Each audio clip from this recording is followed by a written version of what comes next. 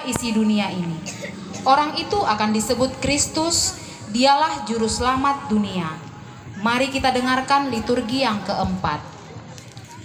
Matius 1 ayat 18 sampai 19. Kelahiran Yesus Kristus adalah seperti berikut.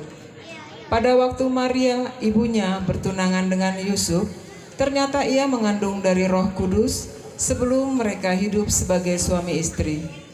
Karena Yusuf suaminya seorang yang tulus hati dan tidak mau mencemarkan nama istrinya di muka umum, ia bermaksud menceraikannya dengan diam-diam.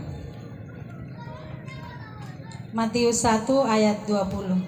Tetapi ketika ia mempertimbangkan maksud itu, malaikat Tuhan menampakkan kepadanya dalam mimpi dan berkata, "Yusuf anak Daud, janganlah engkau takut mengambil Maria sebagai istrimu, sebab anak yang di dalam kandungannya adalah dari Roh Kudus.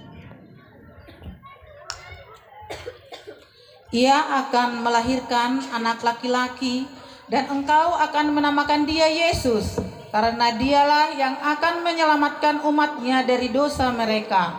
Hal itu terjadi supaya genaplah yang difirmankan Tuhan oleh Nabi. Sesungguhnya anak darah itu akan mengandung dan melahirkan seorang anak laki-laki, dan mereka akan menamakan dia Immanuel, yang berarti Allah menyertai kita."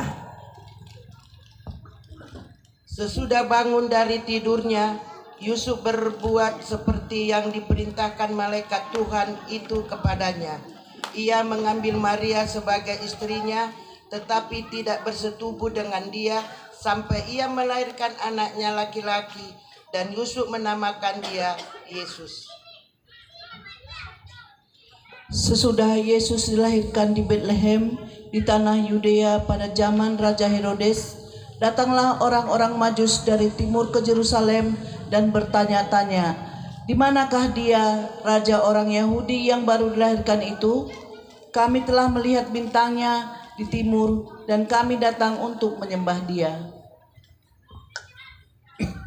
Ketika Raja Herodes mendengar hal itu, terkejutlah ia beserta seluruh Yerusalem. Maka dikumpulkannya semua imam, kepala, dan ahli Taurat bangsa Yahudi. Lalu dimintanya keterangan dari mereka di mana Mesias akan dilahirkan.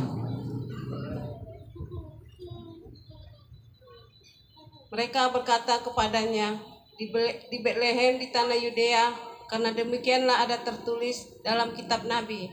Dan engkau Betlehem, tanah Yehuda, engkau sekali-sekali bukanlah yang terkecil di antara mereka yang memerintah Yehuda, karena daripadamu lah akan bangkit seorang pemimpin yang akan mengembalakan umatku Israel.